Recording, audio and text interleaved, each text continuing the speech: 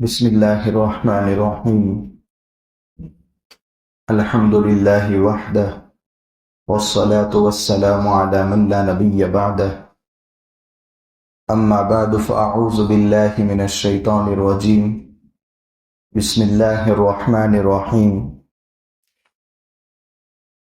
محمد رسول اللہ والذین معه اشداء علی الکفار رحماء بینہم تراہم رکعا سجدا یبتغون فضلا من اللہ ورضوانا وقال تعالی فی مقام آخر فإن آمنوا بمثل ما آمنتم به فقد اهتدوا وقال رسول اللہ صلی اللہ علیہ وسلم لا تسبوا اصحابی فلو ان احدکم انفق مثل احد ذهبا ما بلغ مد احدهم ولا نصیفہ او کما قال رسول اللہ صلی اللہ علیہ وسلم صدق اللہ مولانا العظیم وصدق رسولہ النبی الکریم ونحن على ذلك لمن الشاہدین والشاکرین والذاکرین والحمد للہ رب العالمین۔ لگی تھی شرط ایک لفظ میں لکھنا ہے اسلام کو، لگی تھی شرط ایک لفظ میں لکھنا ہے اسلام کو۔ لوگ کتابیں ڈھونڈتے رہے، میں نے لفظ صحابہ لکھ دیا اور پورا اسلام سمجھ میں آ گیا۔ اسی لیے اللہ تعالیٰ نے ان کے ایمان کو ہمارے لیے معیار بنایا ہے، اور پورا اسلام سیرت صحابہ سے ہی سمجھ میں آ سکتا ہے۔ عربی میں بھی اردو میں بھی بے شمار کتابیں سیر الصحابہ پر یعنی ان کے حالات پر لکھی گئی ہیں۔ اپنی تاریخ سے واقفیت زندہ قوموں کی نشانی ہے۔ اپنی تاریخ کا مطالعہ، اس کا مذاکرہ، اس کا لکھنا، یہ زندہ قوموں کی مثال ہے۔ جو لوگ ماضی کی تاریخ کو چھوڑ دیتے ہیں وہ مستقبل میں کبھی بھی ترقی نہیں کر سکتے۔ جنہوں نے ماضی کی تاریخ سے روشنی حاصل کرنا چھوڑ دیا ان کا مستقبل کبھی بھی روشن نہیں ہو سکا۔ یہ تاریخ بہت لمبا اور مفصل موضوع ہے۔ اس دھرتی پر سب سے پہلے انسان حضرت آدم علیہ السلام ہیں۔ ان کے اور حضرت نوح علیہ السلام کے درمیان 1200 سال کا فاصلہ ہے۔ حضرت نوح علیہ السلام اور حضرت ابراہیم علیہ السلام کے درمیان 1042 سال کا فاصلہ ہے۔ حضرت ابراہیم علیہ السلام سے لے کر حضرت موسیٰ علیہ السلام تک 565 سال کا فاصلہ ہے۔ حضرت موسیٰ علیہ السلام سے لے کر حضرت داؤد علیہ السلام تک 572 سال کا فاصلہ ہے، اور حضرت داؤد علیہ السلام سے حضرت عیسیٰ علیہ السلام تک 1345 سال کا فاصلہ ہے، اور حضرت عیسیٰ علیہ السلام سے لے کر میرے اور آپ کے آقا محمد رسول اللہ صلی اللہ علیہ وسلم تک 571 سال کا فاصلہ ہے۔ آدم علیہ السلام کی اس دنیا میں آمد سے لے کر اللہ کے نبی صلی اللہ علیہ وسلم کی ولادت تک 6295 سال کا فاصلہ ہے، اور حضور کے دنیا سے پردہ فرما جانے کے بعد آج 1445 سال مکمل ہو چکے۔ تو گویا آدم علیہ السلام کے اس دنیا میں آنے کے بعد سے لے کر آج تک 7.5 یا 8,000 سال کا عرصہ گزر چکا ہے۔ اب اتنی لمبی تاریخ کو مفصل بیان کرنا بلکہ لکھنا بھی مشکل ہے، لیکن مسلمانوں کے پاس آدم علیہ السلام سے لے کر آج تک وہ تاریخ محفوظ ہے، اور صرف اہل اسلام ہی اس کا دعویٰ کر سکتے ہیں پھر کائنات کا وہ ذری اور خوبصورت دور شروع ہوتا ہے جس کا انتظار اس کائنات کے ذرے ذرے کو تھا، یعنی اللہ کے نبی صلی اللہ علیہ وسلم کی اس دنیا میں تشریف آوری۔ اللہ کے نبی صلی اللہ علیہ وسلم جس سال مکہ سے ہجرت کر کے مدینہ کی طرف گئے ہیں، اسی سے اسلامی ہجری سال کا آغاز ہوتا ہے۔ آپ مدینہ میں 10 سال رہے ہیں اور سن ہجری 11 میں آپ اس دنیا سے پردہ فرما گئے۔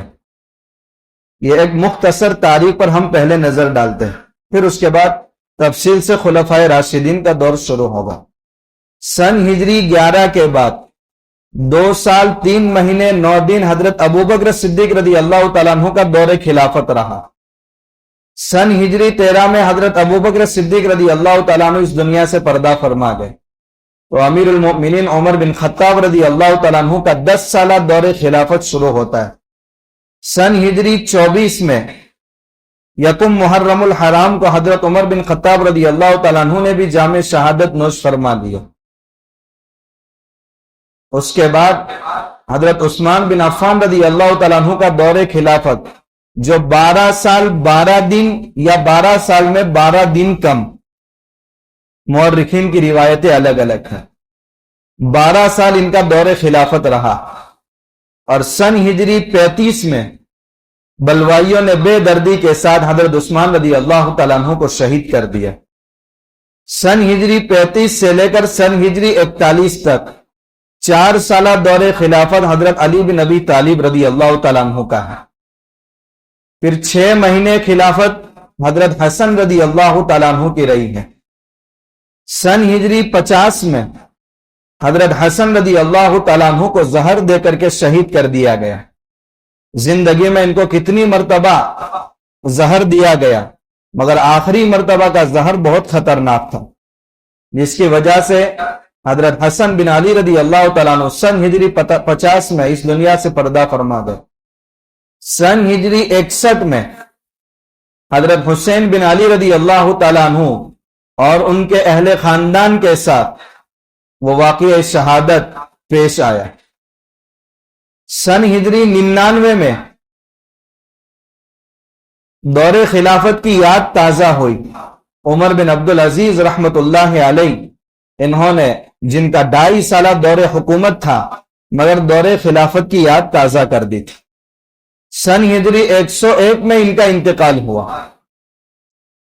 اللہ کے نبی صلی اللہ علیہ وسلم نے اپنی عمر کے آخری دور میں، غالباً وہ سن ہجری 11 ہی تھا، عشاء کی نماز کے بعد صحابہ کرام کے مجمع میں ایک بات ارشاد فرمائی کہ آج سے لے کر 100 سال کے بعد، آج اس دھرتی پر جتنے لوگ ہیں 100 سال کے بعد کوئی بھی نہیں رہے گا، یعنی میرے دنیا سے پردہ فرما جانے کے بعد 100 سال کے بعد سارے صحابہ کرام اس دنیا سے رخصت ہو جائیں گے۔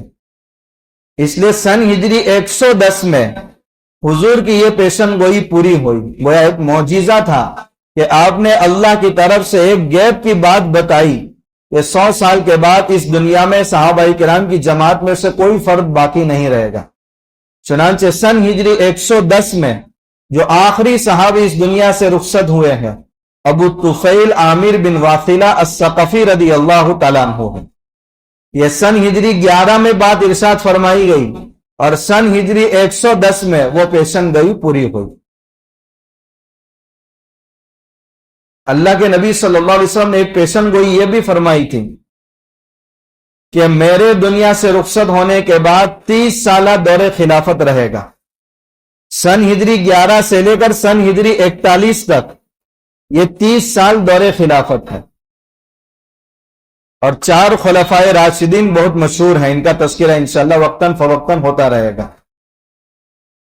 سن ہجری 41 کے بعد سن ہجری 132 تک غالباً 92 ایئرز ہوتے ہیں، ایک خلافت بنو امیہ کا دور ہے۔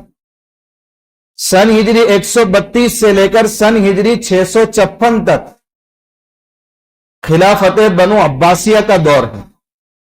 656 میں خلافت بنو عباسیہ مصر منتقل ہو گئی اور 699 ہجری تک مصر میں خلافت بنو عباسیہ رہی، پھر اس کا خاتمہ ہو گیا اور خلافت عثمانیہ کا دور آغاز شروع ہوا۔ سن ہجری 699 سے لے کر 1341 ہجری تک خلافت عثمانیہ کا دور ہے۔ آج چل رہا ہے 1446 ہجری، 1341 ہجری یعنی آج سے 104 سال پہلے خلافت عثمانیہ کو سازشوں کے تحت ختم کر دیا گیا، اور اب اس دنیا میں کہیں خلافت کا دور نظر نہیں آ رہا۔ ان قریب اللہ کرے نظر آئے گا۔ مسلمانوں کی حکومت ہے مگر دور خلافت اور اسلامی حکومت کہیں پر بھی نہیں ہے۔ تو یہ 1446 تک آدم علیہ السلام سے لے کر آج تک یہ پوری تاریخ کا ایک خلاصہ ہے۔ یہ خلاصہ ذہن میں رکھنے کے بعد تاریخ کو سمجھنا بہت آسان ہو جائے گا۔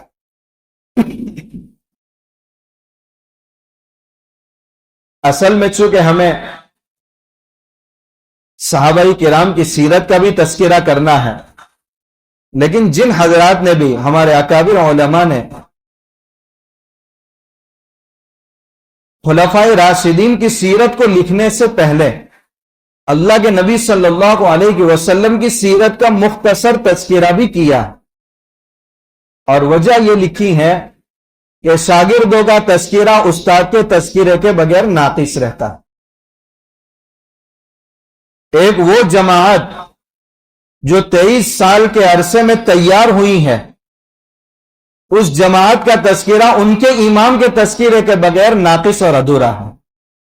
اس لیے آپ سورۃ خلفائے راشدین کی سیرت کی کتابیں بھی دیکھیں گے تو تبرک کے طور پر اللہ کے نبی صلی اللہ علیہ وسلم کا تذکرہ بھی اس میں ملے گا۔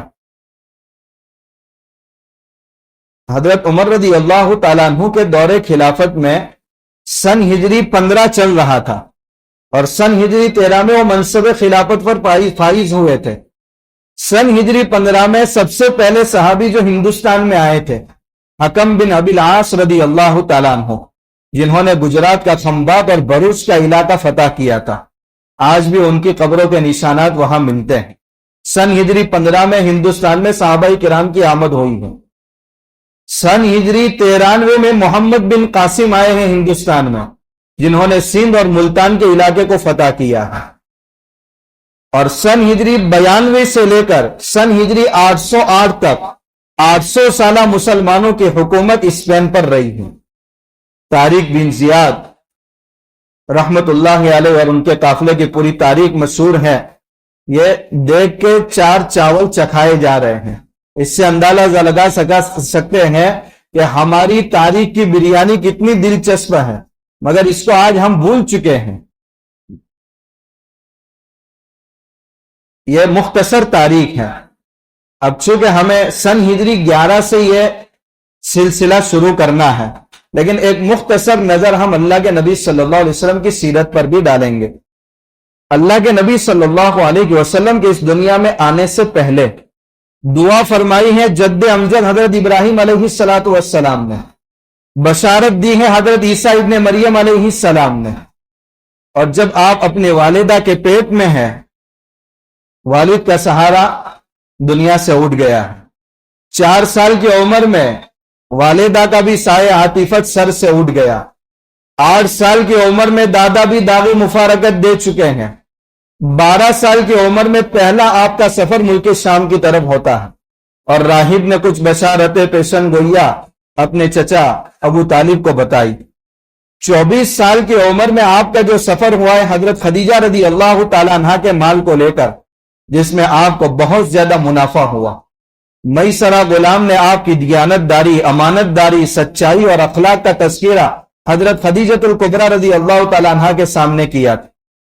تو حضرت خدیجہ الکبریٰ رضی اللہ تعالیٰ عنہ نے نکاح کا پیغام حضور کو بھیجا، اور 25 سال کی عمر میں اللہ کے نبی صلی اللہ علیہ وسلم کا پہلا نکاح ہوا۔ 35 سال کی عمر میں کعبۃ اللہ کی تعمیر کا مسئلہ آیا، اور اس میں حجر اسود کو رکھنے میں اختلاف ہو گیا، تو اللہ کے نبی صلی اللہ علیہ وسلم نے اپنی حسن تدبیر کے ذریعے کسی قسم کے انتشار اور اختلاف کے بغیر ہر ایک کے قبیلے کے چادر کے ایک کونے کو پکڑا کر کے پورے اطمینان کے ساتھ حجر اسود کو رکھوایا۔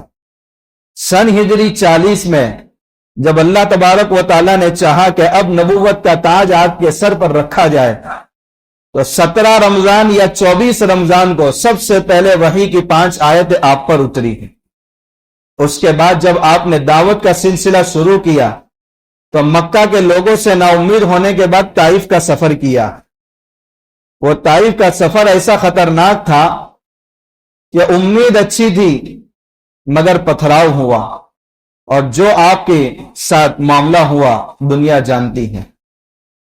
وہ زخم جو دل میں لگے تھے ان کی تسلی کا سامان اس سرزمین پر نہیں تھا، تو اللہ تعالیٰ نے آپ کا دل رکھنے کے لیے آپ کو معراج پر بلایا تھا، اور پھر نمازوں کا تحفہ آپ کو دیا گیا تھا۔ یہ آپ کی 51 سال کی عمر تھی اور آپ کو معراج نصیب ہوئی ہے۔ 53 سال کی عمر میں آپ مدینہ تشریف لے گئے، 10 سال مدینہ میں رہے، اور 63 سال کی عمر میں آپ اس دنیا سے پردہ فرما گئے۔ پوری زندگی میں اللہ کے نبی صلی اللہ علیہ وسلم کے سینے مبارکہ کو 4 مرتبہ چاک کیا گیا، دل نکالا گیا، زمزم کے پانی سے اس کو دھویا گیا۔ پہلی مرتبہ 4 سال کی عمر میں یہ واقعہ پیش آیا جب اللہ کے نبی صلی اللہ علیہ وسلم دنیا کی خوش نصیب ترین خواتین میں سے ایک خاتون حضرت دائی حلیمہ سعدیہ رضی اللہ تعالی عنہا ان کی پرورش میں تھے۔ اسی لیے آپ صلی اللہ علیہ وسلم کے بچپن کے اکثر احوال جن سے منقول ہے وہ حضرت دائی حلیمہ ہے، اس لیے اللہ کے نبی صلی اللہ علیہ وسلم ان کا خوب اکرام کیا کرتے تھے۔ اور اللہ تعالیٰ نے بھی ان کو جب اللہ کے نبی صلی اللہ علیہ وسلم 4 سال کے تھے، اس کے بعد جب 40 سال کے ہوئے اور دور نبوت بھی اللہ تعالیٰ نے ان کو دکھایا ہے۔ جیرانہ کے مقام پر اللہ کے نبی صلی اللہ علیہ وسلم جب غنیمت کا مال تقسیم فرما رہے تھے، اس وقت دائی حلیمہ سعدیہ رضی اللہ تعالیٰ عنہ تشریف لائی تو اللہ کے نبی صلی اللہ علیہ وسلم نے اپنی اس ماں کا خوب اکرام کیا، حتیٰ کہ غزوہ حنین میں 6000 قیدی جو پکڑے گئے تھے، اللہ کے نبی صلی اللہ علیہ وسلم نے یہ کہہ کر آزاد کر دیا کہ میری والدہ حضرت حلیمہ سعدیہ رضی اللہ تعالیٰ عنہ کے قبیلے سے ان کا تعلق تھا۔ 6000 قیدیوں کو اس لیے اللہ کے نبی صلی اللہ علیہ وسلم نے آزاد فرما دیا تھا۔ تو 4 سال کی عمر میں جب آپ کا شق صدر ہوا یعنی سینہ چاک کیا گیا اور وہ زمزم سے دھویا ہے، اس لیے ہدایہ شریف جو مسائل کے اور فقہ کے معتبر ترین کتاب ہے، جس کو مصنف نے روزے کی حالت میں لکھا ہے اور اسلامی حکومت میں اس کو پڑھے بغیر کوئی جسٹس بن نہیں سکتا، اس کتاب کے مقدمے میں لکھا ہے کہ آب کوثر سے زیادہ افضل آب زمزم ہے۔ حالانکہ آب کوثر جنت کی ایک نہر ہے، اور وہی پانی قیامت کے دن اللہ کے نبی صلی اللہ علیہ وسلم اپنے امت کے پیاسے حضرات کو پلائیں گے، اللہ ہمارا شمار ان میں فرمائے۔ آب زمزم افضل اس وجہ سے ہے کہ اگر آب کوثر افضل ہوتا تو اللہ کے نبی صلی اللہ علیہ وسلم کے سینے مبارکہ کو اسی سے دھویا جاتا، مگر آب زمزم سے دھویا گیا، اس سے معلوم ہوا کہ آب زمزم آب کوثر سے بھی افضل ہے۔ دوسری مرتبہ آپ کا سینہ جب چاک کیا گیا آپ کی عمر مبارک 10 سال کی تھی۔ تیسری مرتبہ جب آپ کو نبوت کا شرف ملا ہے یعنی 40 سال کی عمر میں، اور چوتھی مرتبہ جب آپ کو معراج نصیب ہوئی ہے اس وقت آپ کا سینہ چاک کیا گیا ہے۔ یہ 4 مرتبہ ہوا ہے۔ اب چونکہ ہم نے صرف مختصر تذکرہ کیا ہے سیرت کا، ربیع الاول کے مہینے کا بھی ہم سب انتظار کریں۔ فانتظروا انی معکم من المنتظرین، آپ بھی انتظار کریں، ہم بھی انتظار کرنے والوں میں سے ہیں۔ اللہ ہم سب کی عمر کو لمبا کرے، وہ وقت آئے گا تو انشاءاللہ ہم پوری سیرت کے ایک ایک سبق پر، اللہ کے نبی صلی اللہ علیہ وسلم کی سیرت پر اس زمانے میں اس انداز سے کتابیں لکھی جا رہی ہے کہ ایک ایک واقعے کے اندر کتنے اسباب ہمارے لیے اللہ تعالیٰ نے چھپائے ہیں۔ ایک ہم سیرت کا مطالعہ کر دے جیسے میں نے اس انداز سے بتایا، ایک مطالعہ ہمارا یہ ہے۔ دوسرا مطالعہ یہ ہے کہ کیا سبق حاصل ہوتا ہے۔ بس میں ایک واقعہ اللہ کے نبی صلی اللہ علیہ وسلم کی عمر مبارک کا آخری واقعہ بیان کرتا ہوں، اور اس میں فقہ سیرت اس کو کہا جاتا ہے۔ سیرت سے آپ کیا سمجھ رہے ہیں، آپ کو کیا اسباب حاصل ہوتے ہیں۔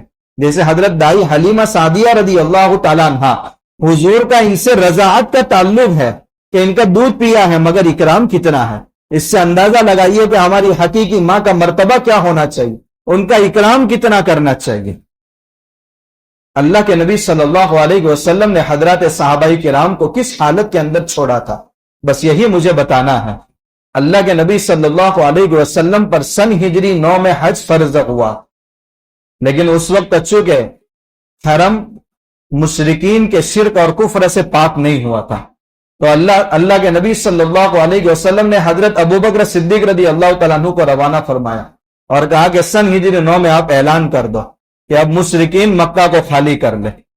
سن ہجری 10 میں اعلان ہوا ہے کہ اللہ کے نبی صلی اللہ علیہ وسلم اس سال حج کا ارادہ رکھتے ہیں. ظاہر سی بات ہے اعلان ہونے کے بعد دیہات کے شہر کے سارے لوگ، تقریباً 40,000 کا مجمع تھا. وفات کے وقت 1.25 لاکھ کا مجمع تھا، لیکن عرفہ کے میدان میں 40,000 کا مجمع تھا. اللہ کے نبی صلی اللہ علیہ وسلم مدینہ سے نکلے ہیں. ذوالحلیفہ جو میقات پڑتا ہے اہل مدینہ کا، وہاں اپنے احرام باندھا ہے. جب آپ مینا تشریف لے گئے ہیں تو مینا میں سورہ نصر نازل ہوئی ہے. اذا جاء نصر اللہ والفتح، جب اللہ کی مدد آئے گی اور فتح کے دروازے کھل جائیں گے. وَرَأَيْتَ النَّاسَ يَدْخُلُونَ فِي دِينِ اللَّهِ أَفْوَاجًا، اور آپ دیکھیں گے کہ لوگ جوق در جوق، بڑی بڑی تعداد میں لوگ اسلام قبول کر رہے ہیں. یہ آیت نازل ہوئی تو جو نبوت کے مزاج سے واقف تھے حضرت ابوبکر صدیق رضی اللہ تعالیٰ عنہ، ان پر گریہ طاری ہو گیا. کہا مانے نہ مانے یہ دنیا سے رخصت ہونے کا وقت ہے. جب اللہ کے نبی صلی اللہ علیہ وسلم مینا سے عرفہ پہنچے ہیں اور عرفہ میں وہ تاریخی خطبہ آپ نے ارشاد فرمایا ہے، کس انداز سے آپ صحابہ کرام سے خطاب فرما رہے تھے. وہ ایک مشفق باپ دنیا سے رخصت ہوتے ہوئے اگر ان کو وقت مل جائے تو اپنے پیارے بیٹوں سے کیسے خطاب کرتا ہے، ایک ایک بات یاد دلاتا ہے. ایسے اللہ کے نبی صلی اللہ علیہ وسلم اپنے صحابہ کرام کو ایک ایک بات کی نصیحت فرما رہے تھے. یہ حجۃ الوداع کا خطبہ بہت مشہور ہے سیرت کی کتابوں میں، انشاءاللہ وقت ملا تو اس وقت اس کا بھی تذکرہ کریں گے. اس کے بعد جب آپ اپنی قصوہ اونٹنی پر سوار ہے، اس وقت سورہ مائدہ کی آیت نمبر 3 نازل ہوتی ہے. الیوم اکملت لکم دینکم واتممت علیکم نعمتی ورضیت لکم الاسلام دینا.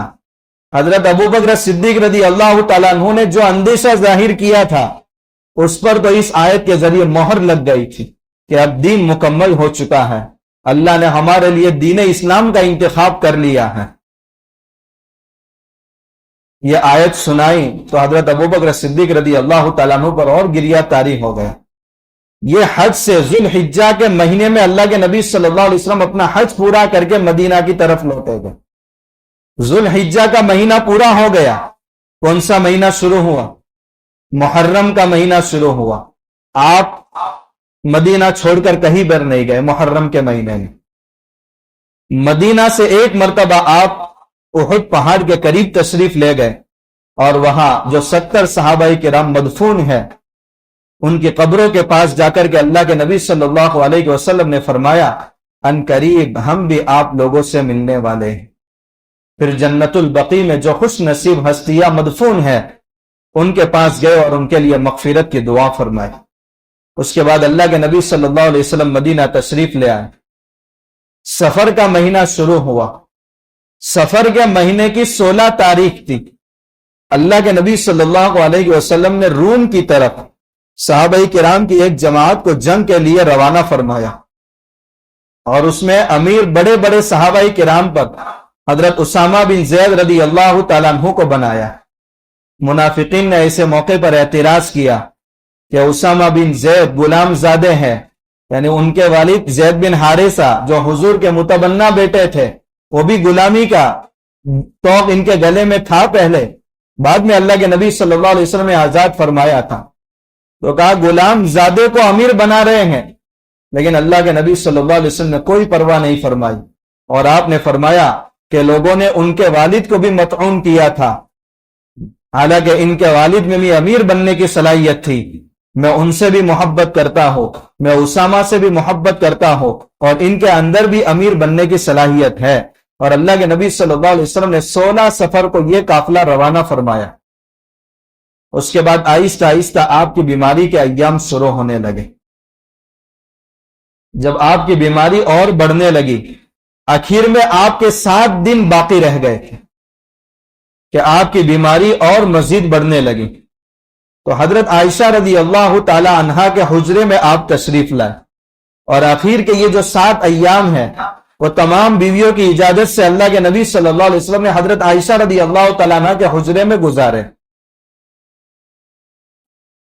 اپنی وفات سے 4 دن پہلے اللہ کے نبی صلی اللہ علیہ وسلم چل نہیں سکتے تھے، مگر چونکہ مسجد نبوی کے آگے کے حصے میں ہی آپ کا حجرے مبارک تھا اور وہیں سے آپ سیدھے محراب میں آتے تھے، تو 2 صحابہ کرام کے سہارے زمین پر گھسڑتے ہوئے حضرت علی اور حضرت فضل بن عباس رضی اللہ تعالیٰ عنہما کے سہارے مسجد میں تشریف لائے، ظہر کی نماز پڑھائی۔ ظہر کی نماز پڑھانے کے بعد آپ منبر پر بیٹھے۔ منبر پر بیٹھنے کے بعد آپ نے تمام صحابہ کرام کو کچھ نصیحتیں فرمائی اور کہا مہاجرین سے کہ میرے جانے کے بعد انصار کا بڑا خیال رکھنا، انہوں نے تمہارا مدینہ میں شاندار ویلکم کیا ہے، استقبال کیا ہے، ان کے نیک کام کرنے والوں کو ان کا حوصلہ بڑھانا، اور اگر کوئی غلطی کر لے تو درگزر کا معاملہ کرنا ان کا بڑا احسان ہے۔ پھر آپ صلی اللہ علیہ وسلم نے فرمایا دنیا میں سب کا بدلہ چکا ہو، مگر حضرت ابوبکر صدیق رضی اللہ تعالیٰ عنہ کا بدلہ اللہ تعالیٰ خود دیں گے۔ پھر آپ نے فرمایا مسجد نبوی میں جن جن لوگوں کے گھر کے دروازے کھل رہے ہیں آج سے سارے دروازے بند کر دیے جائیں، صرف حضرت ابوبکر صدیق رضی اللہ تعالیٰ عنہ کا دروازہ کھلا رہے۔ پھر آپ نے فرمایا میں ایک بات صاف صاف کہنا چاہتا ہوں، میرا سینہ کینے سے پاک ہے، میں نے زندگی میں کسی کا کوئی مال ناحق لیا ہے تو وہ میرے پاس سے آ کر کے اپنا حق وصول کر لے، اگر میں نے کسی کی پیٹھ پر کوڑا مار دیا ہے تو آ کر کے مجھ سے بدلہ لے لے، اگر میں نے کسی کی عزت کے خلاف کوئی لفظ استعمال کر لیا ہے تو آ کر کے وہ لفظ میرے خلاف استعمال کر لے۔ دنیا کی عدالت میں بدلہ چکانا آسان ہے، اللہ کی عدالت میں بدلہ چکانا بہت مشکل۔ یہ صاف صاف حقوق الناس کے متعلق اللہ کے نبی صلی اللہ علیہ وسلم، حالانکہ انہوں نے ظلم و ستم سہے ہیں، بجائے اس کے کہ ظلم و ستم کسی اور پر کریں، مگر یہ امت کو تعلیم دینا تھا کہ جب آپ کے دنیا سے رخصت ہونے کا وقت ہو تو آپ اس انداز سے دنیا سے جائے کہ اللہ کا حق تو درکنار، کسی بندے کا حق بھی اپنے سر پر باقی نہیں رہنا چاہیے۔ پھر اللہ کے نبی صلی اللہ علیہ وسلم نصیحت فرما کر اپنے حجرے میں تشریف لے گئے۔ اس کے بعد جب آخری دن تھا، پیر کا دن، اس وقت اللہ کے نبی صلی اللہ علیہ وسلم کو تھوڑی بشاشت محسوس ہو۔ فجر کی نماز کے لیے حضرت ابوبکر صدیق رضی اللہ تعالیٰ عنہ آگے بڑھ چکے تھے، نماز شروع ہو چکی تھی۔ اللہ کے نبی صلی اللہ علیہ وسلم نے پردہ ہٹایا، پردہ ہٹانے کے بعد صحابہ کرام کے مجمع پر ایک نظر ڈالی اور اس کے بعد آپ مسکرائے۔ پھر حضرت ابوبکر صدیق رضی اللہ تعالیٰ عنہ نے دیکھ لیا کہ حضور تشریف لائے ہیں تو وہ امامت سے پیچھے ہٹنے لگے، لیکن اللہ کے نبی صلی اللہ علیہ وسلم نے اشارہ فرمایا کہ آپ آگے ہی رہے اور نماز پڑھاتے رہے۔ بس وہ پردہ ڈال کر کے اللہ کے نبی صلی اللہ علیہ وسلم اپنے حجرے میں تشریف لے گئے۔ یہ صحابہ کرام کی مجمع پر نظر ڈالنا اس وجہ سے تھا اور مسکرانا اس وجہ سے تھا کہ اللہ نے 23 سالہ محنت کا دور مجھے دیا تھا، اور اللہ کی توفیق سے آج وہ مجمع میں اپنی آنکھوں سے نماز کی حالت میں دیکھ رہا ہوں۔ تو اچھی حالت میں صحابہ کرام کے مجمع کو دیکھ کر اللہ کے نبی صلی اللہ علیہ وسلم نے خوشی کا اظہار فرمایا۔ پھر اپنے کمرے میں تشریف لے گئے، اور اس وقت سے جیسے سورج چڑھنے لگا آپ کی بیماری اور مزید بڑھنے لگی۔ حضرت عبد الرحمن بن ابی بکر رضی اللہ تعالیٰ عنہ، جو حضرت عائشہ رضی اللہ تعالیٰ عنہ کے بھائی تھے، ان کے ہاتھ میں مسواک تھا، کمرے میں گئے ہوئے تھے۔ اللہ کے نبی صلی اللہ علیہ وسلم نے آنکھوں سے مسواک کی طرف دیکھا۔ حضرت عائشہ رضی اللہ تعالیٰ عنہ تو مزاج شناس تھی، پہچان گئی کہ حضور کو مسواک سے محبت ہے، یہ تمنا ہے کہ مسواک مجھے چاہیے۔ وہ نیا مسواک تھا، اپنے بھائی کے ہاتھ سے لیا، اپنے دانتوں سے نرم کیا اور اللہ کے نبی صلی اللہ علیہ وسلم کو دیا۔ آپ صلی اللہ علیہ وسلم نے وہ مسواک اپنے دندان مبارک پر پھیرا. اس کے بعد چونکہ بخار بہت تیز ہو رہا تھا تو پاس میں پیالہ رکھا ہوا تھا پانی کا، بار بار اس میں ہاتھ ڈالتے تھے اللہ کے نبی صلی اللہ علیہ وسلم اور اپنے چہرے پر پھیرتے تھے. آخری جو الفاظ تھے آپ صلی اللہ علیہ وسلم کے، اسی دوران حضرت فاطمہ الزہرا رضی اللہ تعالی عنہ کمرے میں تشریف لائی. تو چونکہ آخری حالت تھی، موت کی تکلیف سے کسی کو رستہ داری نہیں ہے، تو وہ موت کی تکلیف کے آثار حضرت فاطمہ کو دیکھے نہیں گئے. تو ہچکیاں بن گئی حضرت فاطمہ رضی اللہ تعالی عنہ کی. تو اللہ کے نبی صلی اللہ علیہ وسلم نے اپنی بیٹی کو تسلی اس انداز سے دی کہ فاطمہ، یہ تیرے والد کی اس دنیا کی آخری تکلیف ہے. 23 سال میں تو دشمنوں نے بہت ستایا ہے، مگر اس وقت کے بعد تیرے والد کو کوئی تکلیف نہیں ہوگی، یہ کہہ کر کے تسلی دی ہے. لیکن ہم جانتے ہیں کہ ہمارے جو اعمال پیر کے دن اور جمعرات کے دن اللہ کے نبی صلی اللہ علیہ وسلم کے روزے اقدس میں پیش کیے جاتے ہیں، تو اس سے کتنا سینہ آپ کا چھلنی ہوتا ہوگا. یہ تو تسلی کے طور پر آپ صلی اللہ علیہ وسلم نے حضرت فاطمہ کو بتایا تھا. پھر حضرت عائشہ رضی اللہ تعالیٰ عنہ فرماتی ہیں، بولنے کی طاقت نہیں تھی مگر آپ فرما رہے تھے، الصلاۃ وما ملکت ایمانکم، الصلاۃ وما ملکت ایمانکم، اے میری امت کے افراد، نمازوں کا بڑا خیال رکھنا. حالانکہ عذر ایسا تھا کہ 2 صحابہ کرام کے سہارے اس مسجد مشکل پہنچ سکتے تھے، ان کے لیے تو دونوں دنیا میں مغفرت کا اعلان تھا، مگر اس کے باوجود امت کو تعلیم دینا تھا. میری مغفرت ہو چکی ہے، اس کے باوجود میں ایسی سخت تکلیف میں اللہ کے گھر میں آ رہا ہو، تو تم بھی نماز کا بڑا خیال رکھنا. وما ملکت ایمانکم، اور اپنے ماتحت کام کرنے والوں کا بھی بڑا خیال رکھنا، غلاموں کا اور بندیوں کا بڑا خیال رکھنا. اور حجۃ الوداع کے موقع پر جو آپ نے خطبہ ارشاد فرمایا، اس میں تو بے شمار عورتوں کے حقوق آپ نے بیان فرمائے. آخری الفاظ آپ کے تھے، اللہم فی الرفیق الاعلی، اللہم فی الرفیق الاعلی.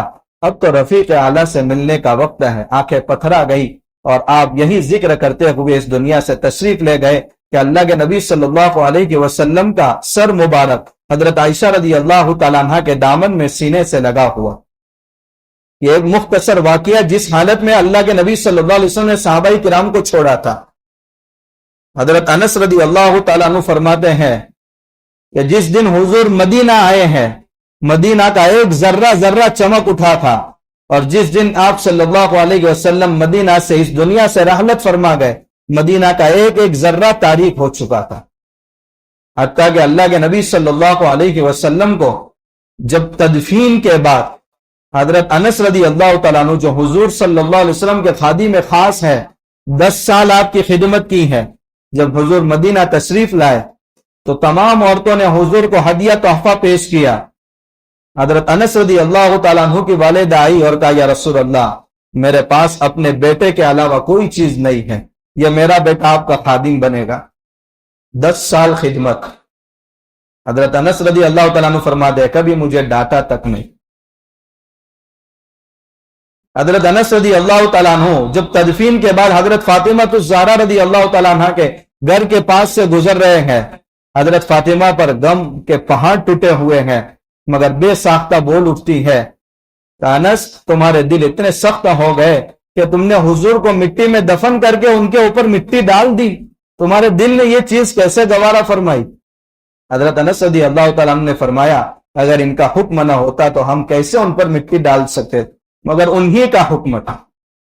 حضرت ابو زعیب الزحلی رحمت اللہ علیہ فرماتے ہیں کہ جس دن حضور کا مدینہ میں وصال ہوا ہے، اس دن مدینہ کے اندر صحابہ کرام کے رونے کی آواز اس انداز سے گونج رہی تھی جس طرح حاجیوں کی حالت احرام میں آواز گونجتی. اور کیوں نہ ہوتا، یہ تو صحابہ کرام تھے. ایک ایک لمحے تک صحابہ کرام حضور کی صحبت سے فائدہ اٹھاتے تھے. وہ آج اس نور سے محروم ہو چکے تھے جس نور کے سامنے 14ویں رات کا چاند بھی بے نور ہو جاتا تھا. اس توانِ حنانہ جب اللہ کے نبی صلی اللہ علیہ وسلم سے جدائی اختیار کرتا ہے تو بچے کی طرح بلک بلک کر روتا ہے. یہ تو صحابہ کرام تھے. پھر اللہ کے نبی صلی اللہ علیہ وسلم کے وصال کے موقع پر پھر آپ کی تجہیز و تکفین کیسے ہوئی، اور اس واقعے سے کتنے اسباق ہم کو حاصل ہوتے ہیں، انشاءاللہ اس کا تذکرہ کل کیا جائے گا۔ آج 5 منٹ زیادہ ہو گئے کیونکہ 5 منٹ لیٹ شروع ہوا تھا، انشاءاللہ کل یہیں سے شروع ہوگا۔ اللہ تعالی ہمارے کہنے سننے کو قبول فرمائے، عمل کی توفیق عطا فرمائے، ہم سب کو سچا عاشق رسول بنائے، صحابہ کرام کی زندگیوں کو ہمیں اپنا لائحہ عمل اور اسوہ بنانے کی توفیق عطا فرمائے۔ وآخر دعوانا الحمدللہ رب العالمین۔